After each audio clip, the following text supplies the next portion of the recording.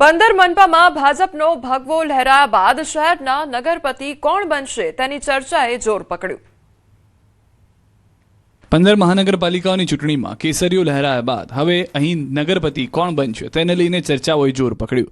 Mayor, deputy mayor, standing committee chairman, શાસક પક્ષના નેતા અને દંડક માટે લોબિંગ શરૂ થઈ ગયું છે। ત્યારે અમદાવાદ મહાનગરપાલિકાના નગરપતિ સાથે મુખ્ય 5 અધિકારીઓ માટે કોણ કોણ રેસમાં છે તેની વાત કરીએ તો પ્રથમ 2.5 વર્ષની ટર્મ માટે મેયર પદ પર ઓબીસી પુરુષ માટે અનામત છે। અનુભવી અને સિનિયર રહી ચૂકેલા કોર્પોરેટરને મેયર બનાવવામાં આવી શકે છે। સુરત મહાનગરપાલિકામાં મેયર તરીકે નેન્સી શાહ, ઉર્વશી પટેલ, એડવોકેટનું નામ સૌથી આગળ ચાલી રહ્યું છે। મોરબી મહાનગરપાલિકા માટે ભૂપત જારિયા, ભાવેશ કંજારિયા અને ગણેશ ડાભીમાંથી કોઈ એક મેયર બની શકે છે। પોરબંદરના નગરપતિ માટે સાગર મોદી, ભાવિકા, દીપક જુંગી અને વિક્રમ ઓડિદ્રા રેસમાં છે। તો વાપી મહાનગરપાલિકામાં મિત્તલ નંદાણીયા, ઉન્નતિ પટેલ અને પ્રિયંકા કહારમાંથી કોઈ એક મેયર બની શકે છે। વડોદરા મનપામાં મેયર પદ માટે વોર્ડ 12માંથી વિજેતા સમીર વાઘેલાનું નામ સૌથી વધુ ચર્ચામાં છે। નડિયાદમાં ઈશિત પટેલ અથવા મનીષ પટેલ બની શકે છે મેયર। મહેસાણા મહાનગરપાલિકામાં મેયર પદ માટે નયનાબેન પ્રજાપતિનું નામ મોખરે છે। ભાવનગર મહાનગરપાલિકામાં કાળિયાબીડ વોર્ડના વર્ષાબા પરમાર, શીતલબેન જોશીનું નામ આગળ ચાલી રહ્યું છે। તો સુરેન્દ્રનગર મહાનગરપાલિકાના મેયર માટે ગજેન્દ્રભાઈ ચૌહાણ, રાકેશ રાઠોડનું નામ ચર્ચામાં છે।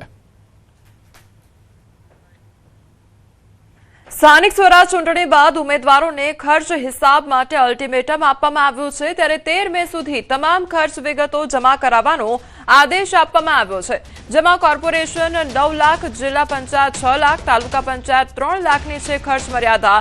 ત્યારે ઘણા ઉમેદવારોના હિસાબ હજુ બાકી છે। ત્યારે તંત્ર એક્શન મોડમાં જોવા મળી રહ્યું છે। સમયસર હિસાબ નહીં આપનારને કારણદર્શક નોટિસની કાર્યવાહી પણ કરવામાં આવશે।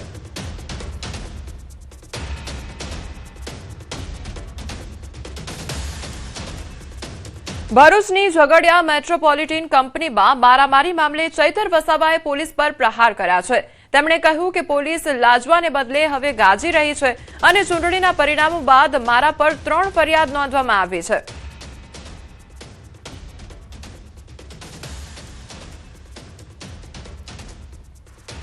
આ ઝઘડિયા પોલીસ લાજવાના બદલે ગાજી રહી છે અને ઉલટાનું અમારા પર, મારા સહિતના આગેવાનો પર 3 એફઆઈઆર કરી છે। તો ચૈતર વસાવાએ સ્પષ્ટ શબ્દોમાં કહ્યું છે કે તેઓ જેલ જવાથી ડરતા નથી। આજે એક નહીં હજારો ચૈતર વસાવા ઉભા થયા છે અને જેલમાં જવા માટે તૈયાર છે।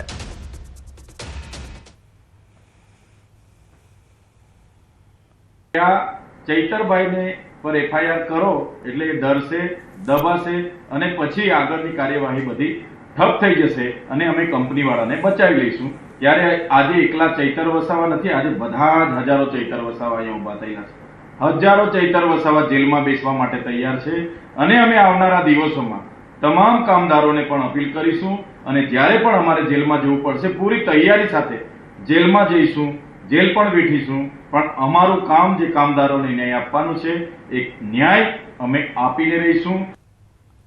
થોડા દિવસ પહેલા ઝઘડિયા જેઆઈડીસીની મેટ્રોપોલિટન કંપનીમાં આગ લાગી હતી અને 16 કામદારો ઇજાગ્રસ્ત થયા હતા। આ પૈકી 2 કામદારોના સારવાર દરમિયાન મોત પણ નીપજ્યા। ત્યારે ચૈતર વસાવા પીડિત પરિવારોની વારે ગયા હતા અને ઉગ્ર બોલાચાલી બાદ મારામારી થઈ હતી।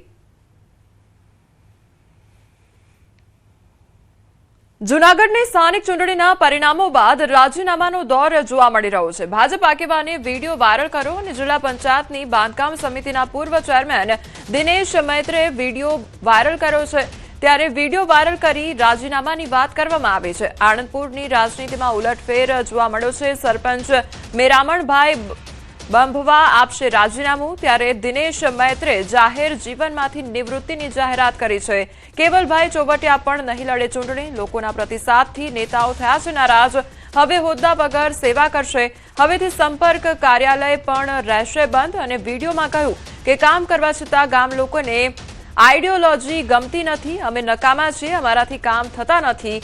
ગામ ઘણું હોશિયાર અને સારું છે તેવું માનીએ। ત્યારે આણંદપુરની રાજનીતિમાંથી રાજીનામું આપીએ છીએ તેવું કહ્યું છે।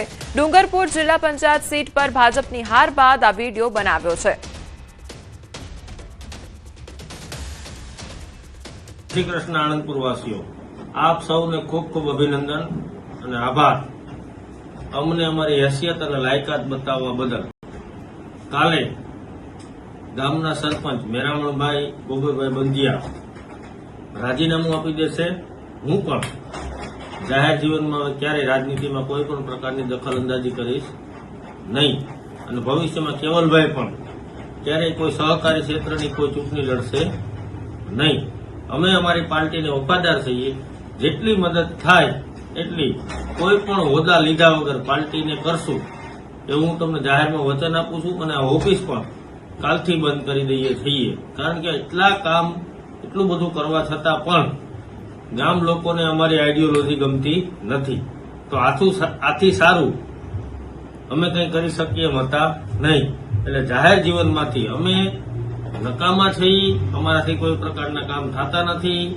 ગામ ખૂબ હોશિયાર અને સારું છે એવું માની અને હું આણંદપુરની રાજનીતિમાંથી જાહેરમાં મારું સરપંચનું કેવલનું રાજીનામું આપું છું. પંચમહાલના ગોધરા શહેરે ફરી એકવાર સામાજિક સમરસતાનો અનોખો સંદેશ આપ્યો છે. ગોધરા નગરપાલિકાની 2026ની ચૂંટણીમાં વોર્ડ નંબર 7માંથી અપેક્ષાબેન સોનીએ મુસ્લિમ મતદારોના જંગી સમર્થન સાથે ઐતિહાસિક જીત મેળવી. ખાસ વાત એ છે કે આ વિસ્તારમાં એક પણ હિન્દુ મતદાતા નથી, છતાં મુસ્લિમ સમાજે વિશ્વાસ મૂકીને તેમને 2762 મતોથી વિજયી બનાવ્યા છે. 2021માં માત્ર 100 મતોના અંતરે હાર્યા બાદ પણ અપેક્ષાબેને લોકો સાથેનો સંબંધ જાળવી રાખ્યો હતો, જેના પરિણામે આ વખતે તેમને ભવ્ય જીત મળી છે. અપેક્ષાબેને આ જીતને લઘુમતી સમાજનો તેમના પરનો ભરોસો ગણાવ્યો છે અને ખાતરી આપી છે કે તેઓ વિસ્તારની પ્રાથમિક સુવિધાઓ અને પ્રશ્નોને નિષ્ઠાપૂર્વક હલ કરશે. હું જંગી બહુમતીથી જીત્યું છું. ત્યાંનો મને સાથ સહકાર ખૂબ જ મળ્યો. એ લોકોનો આવકાર પણ એટલો મળ્યો.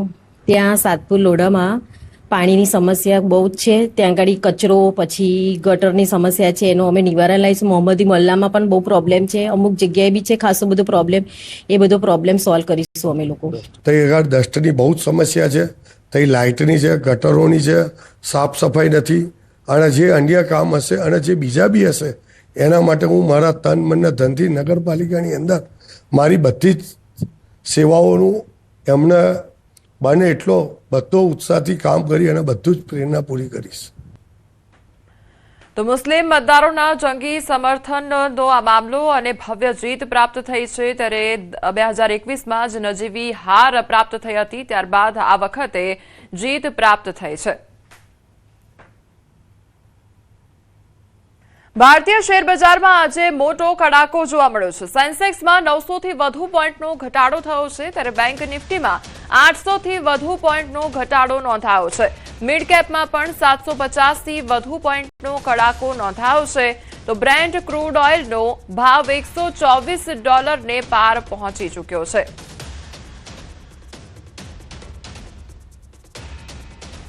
તો ભારતીય શેર બજારમાં આજે મોટો કડાકો જોવા મળી રહ્યો છે અને સેન્સેક્સમાં 900 થી વધુ પોઈન્ટનો ઘટાડો નોંધાયો છે, ત્યારે બેંક નિફ્ટીમાં 800 થી વધુ પોઈન્ટનો ઘટાડો નોંધાયો છે. મિડ કેપમાં પણ 750 થી વધુ પોઈન્ટનો કડાકો નોંધાયો છે. બ્રેન્ટ ક્રૂડ ઓઇલનો ભાવ $124 પાર પહોંચી ચૂક્યો છે. તો ભારતીય શેર બજારમાં મોટી ઉથલપાથલ જોવા મળી રહી છે અને મોટો કડાકો જોવા મળી રહ્યો છે. ત્યારે સેન્સેક્સમાં 900 થી વધુ પોઈન્ટનો ઘટાડો નોંધાયો છે. બેંક નિફ્ટીમાં 800 થી વધુ પોઈન્ટનો ઘટાડો નોંધાયો. તો આ તરફ મિડ કેપ પર નજર કરીએ તો મિડ કેપમાં પણ 750 થી વધુ પોઈન્ટનો કડાકો નોંધાયો છે. તો બ્રેન્ટ ક્રૂડ ઓઇલનો ભાવ $124 પાર પહોંચી ચૂક્યો છે. તો ભારતીય શેર બજારમાં મોટી ઉથલપાથલ જોવા મળી રહી છે અને સેન્સેક્સમાં 900 થી વધુ પોઈન્ટનો ઘટાડો નોંધાયો છે. તો આ તરફ બેંક નિફ્ટીમાં 800 થી વધુ પોઈન્ટનો ઘટાડો નોંધાયો છે. મિડ કેપની વાત કરીએ તો મિડ કેપમાં પણ 750 થી વધુ પોઈન્ટનો કડાકો જોવા મળી રહ્યો છે. બ્રેન્ટ ક્રૂડ ઓઇલનો ભાવ $124 પાર પહોંચી ચૂક્યો છે.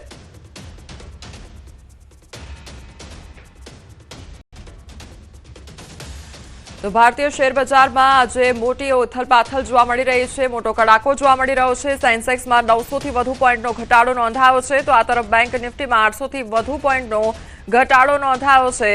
ત્યારે મિડ કેપમાં 750 થી વધુ પોઈન્ટનો કડાકો જોવા મળી રહ્યો છે. તો બ્રેન્ટ ક્રૂડ ઓઇલનો ભાવ $124 પાર પહોંચી ચૂક્યો છે.